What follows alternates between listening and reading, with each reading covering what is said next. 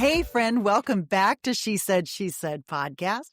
I'm your host, Laura Cox Kaplan, and I am so happy to welcome you here today as we get ready to embrace the Thanksgiving holiday. But before we dive into this episode, I want to share something that is personal and has been really meaningful. This past week marked 8 years since that tiny spark of an idea that eventually became this podcast, She Said podcast. 8 years ago, a friend called me up and she gave me a gentle nudge. One of those, I think you should try this podcasting thing. It was a conversation that in the moment maybe didn't seem like that big of a deal until I look back and I think about how much has changed as a result of that one nudge and that one conversation. Now, at the time, I did not know what this podcast would become. In fact, there are days when I still don't know because it is still growing and developing and changing and having such an impact. I'm so proud of that. I did not know all the women that I would meet as a result of this podcast. I didn't know all the stories that I would get to hear and that I would get to share with you. I didn't know how much I would personally grow along the way. And I certainly didn't know that 8 years later, we would still be sitting right here together talking about influence and intention and resilience and meaning and how we do life better through all of the seasons. It really is pretty amazing.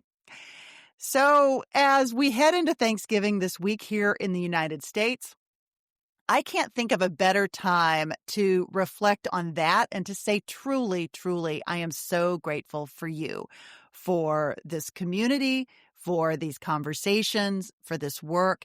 It all means more to me than you could possibly know. And today's topic couldn't be more perfectly timed because gratitude isn't just something that we talk about during the holidays. It's something that fuels everything we do here: storytelling, growth, reflection, influence, and intentional iteration. So let's get to it. But before we jump in, I do want to remind you of all of the special She Said podcast collaboration partners who are offering discount codes for you as a She Said podcast listener by using our promotional code, which is She Said, all one word. You will get a percentage off of your purchase from these particular vendors. And I'm talking about really great vendors like Eric Javits and Cozy Earth and Afura Coffee and a number of others that are brand new that we have just added. They are truly fantastic. I have been testing out these products to make sure that they are up to your standards and up to mine. They are great. This list will give you a jump on your holiday shopping. So be sure to check out the show notes for this episode for a full list of all of those vendors. But for now, let's get into the episode. So, there's no shortage of messaging this time of year about the importance of being grateful. There are gratitude lists and gratitude prompts and gratitude challenges, and they are all completely lovely and wonderful. But sometimes when we hear those same reminders over and over and over again, the meaning and maybe some of the powerful benefit of why we're engaging in gratitude in the first place and in those gratitude practices, the meaning can start to fade into the background. How often do we ask ourselves, why does gratitude actually matter? Why are our brains wired to respond to it? Why does it strengthen every part of well-being? Why does it increase our resilience? And why is it that engaging in these intentional gratitude practices can be one of the simplest ways that we can do life better? So, friend, that's what we're going to talk about today. Not a gratitude pep talk, not a holiday cliche. We're going to explore the science and some strategies behind gratitude in ways that will feel real and grounded and super easy to apply. So let's jump in. All right, to start, gratitude isn't just emotional. It's actually chemical. Positive psychology researchers like Dr. Robert Emmons, who is the author of several of my favorite books on this topic, along with Barbara Friedrichsen, have shown that gratitude boosts serotonin and dopamine, those special neurotransmitters in your brain that stabilize mood and that fuel motivation. And the shift is often immediate. Now, think about this. Have you ever been in the middle of maybe a not so great day? Maybe you've spilled your coffee, or the dog had an accident, or your kids were late for school, or you forgot to sign or fill out some form, or there's a project that's delayed. You get the idea. And somebody sends you a quick message that says, "Hey, I just wanted you to know I was thinking about you and I'm grateful for you today." It's like someone hits the reset button in your brain. Your body softens, your mind quiets, your breath deepens, and that reaction has absolutely nothing to do with changing anything on your to-do list or changing, frankly, anything that has transpired before it. It's your brain responding to a positive cue. And here is the really empowering part. You don't have to wait for someone else to spark that. You can actually create this for yourself anytime with a single moment of intentional gratitude. Now, friend, this is not fluff. It's actually based in neuroscience. One of the things that I love most about this concept of gratitude is actually how far its reach goes. It doesn't just make us feel good. It can help us function better across many different parts of our life.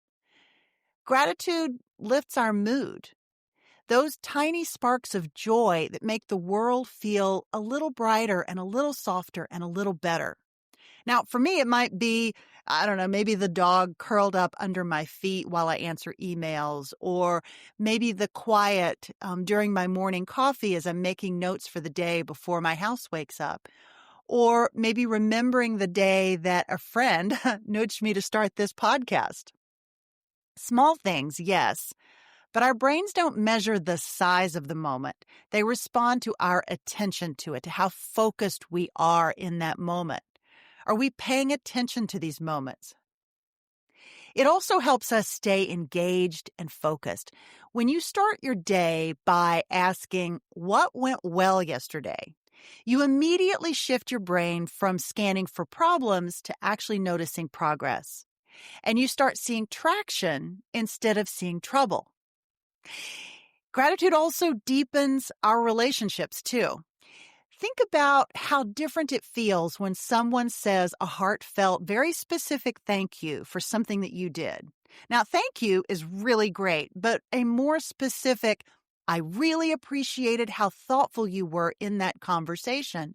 Now, that changes your connection with that person completely.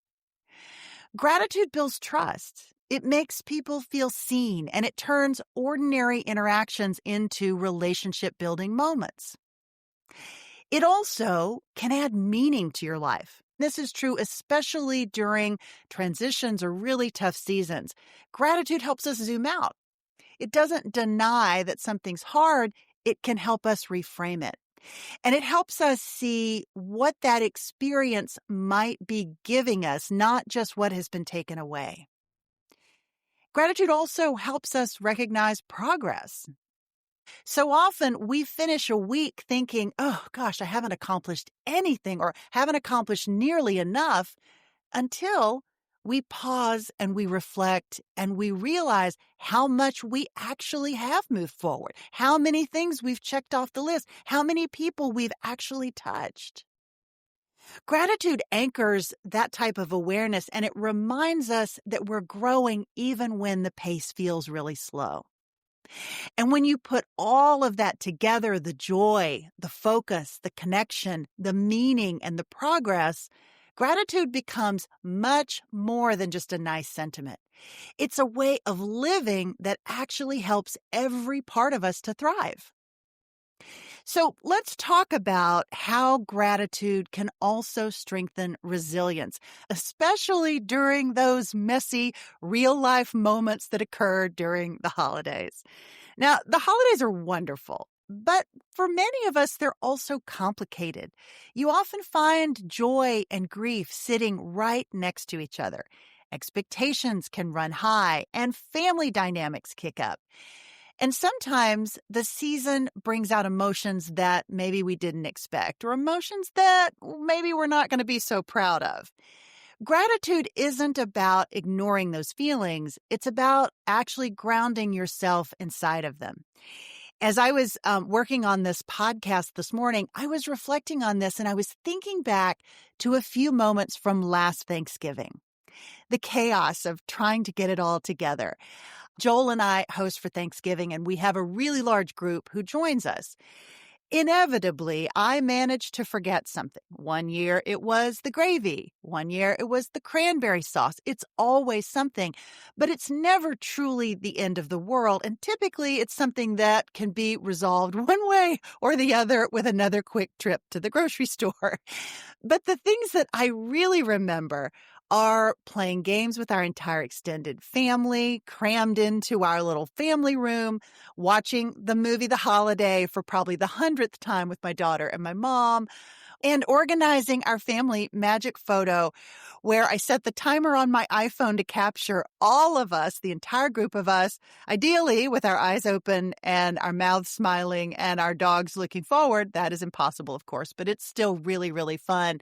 But I love those photos, even in the chaos, and being able to look back on them year after year to see how our families changed and grown and all these different phases. And I think about all of that, and I think about how I'll take a bit of that chaos for all of that joy because it's the package, right? Gratitude helps to pull me out of the stress and into what is really special about those moments.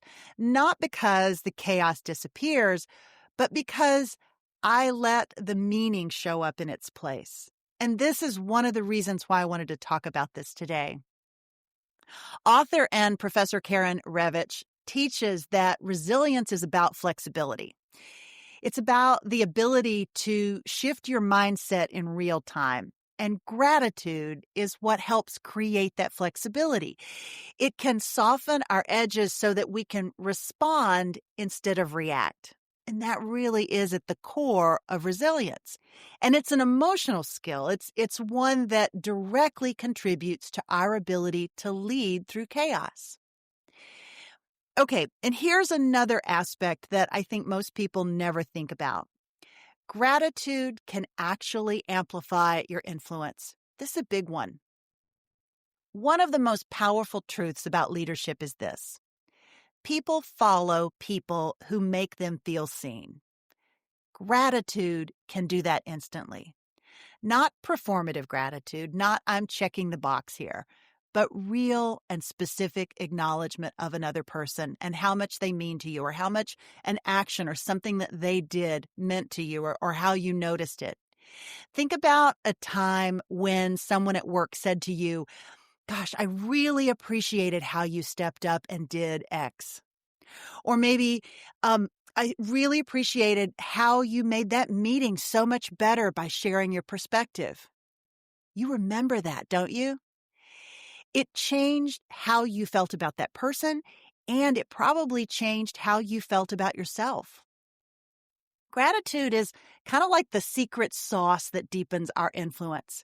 It helps us build trust, and it inspires reciprocity. You just need to notice people and to tell them what you notice. Ideally, something that's kind and that the person will appreciate. That is influence in its most accessible form.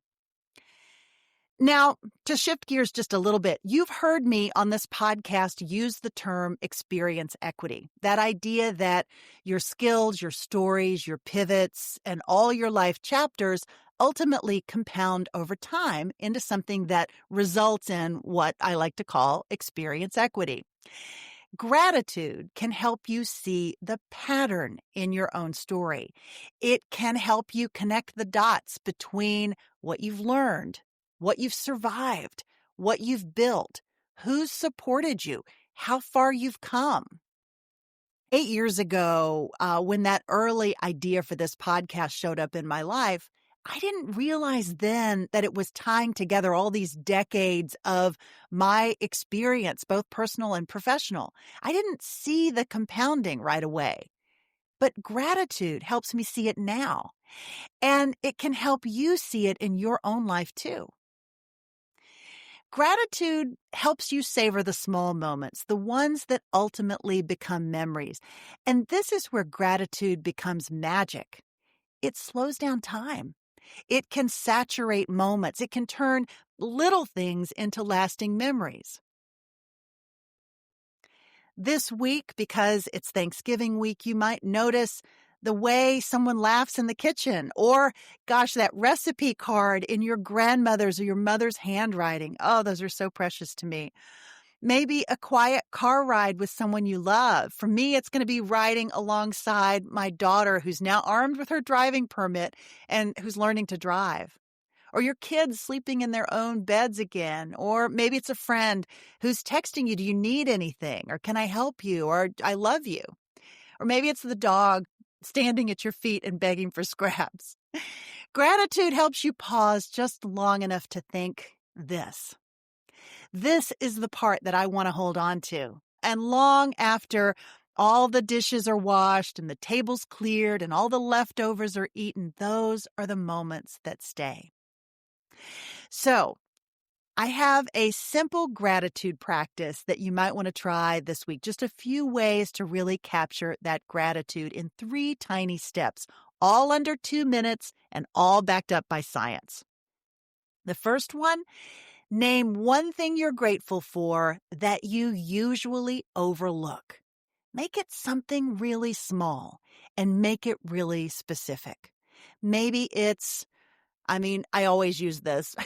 So I guess it's not something that I typically overlook, but oftentimes it's my morning coffee. That is not a big deal. It's a big deal to me, but in the scheme of things, it's not a real big thing. But just think about something that's small, that you can make specific and really capture that and solidify it in your mind. The second one, tell one person why you're grateful for them. And remember, the why and the specificity is where the real magic lies and how it can help create an even stronger connection between you and that person. And number 3, capture one specific moment, one really special moment that you want to make sure that you remember. Write it down. Take a picture. Say it out loud. Do whatever you need to do to really kind of anchor it into your memory. And that's it. 3 very simple, effective, and real steps that you can take. Now, as we wrap up today and as we celebrate 8 incredible years since that spark that started this podcast, I just want to say how deeply grateful I am for you. This little milestone means so much to me. I didn't know then where it would lead, but I do know this. It has brought you to me and me to you. It has brought us hundreds of incredible women and a few men whose stories inspire and challenge us. It has taught me more about leadership and influence and intention and resilience than I ever could have imagined. And it has helped create a community that I absolutely cherish, one that is built on curiosity and connection and a simple desire to just do life better. I am deeply grateful for you, for your time, for your trust, for the ways that you share your thoughts and your encouragement with me, for the ways you show up here each week ready to grow and reflect and stretch. And so as you head into Thanksgiving, I hope you'll give yourself permission to slow down for just a moment, soak up those moments that really matter. Notice the small things that make this season so incredibly special. And while you're at it, a little reminder to get a jump on your holiday shopping. We are partnering with some amazing brands and they are offering special discounts just for you. You can find the full list in the show notes for this episode. And don't forget to use our special promo code, a promo code created just for you. It is She Said, one word, at checkout for your exclusive savings. From my family to yours, I'm wishing you a joyful, meaningful, and truly memorable Thanksgiving. I'm so grateful for you, friend. And I'll see you again next week. Take care.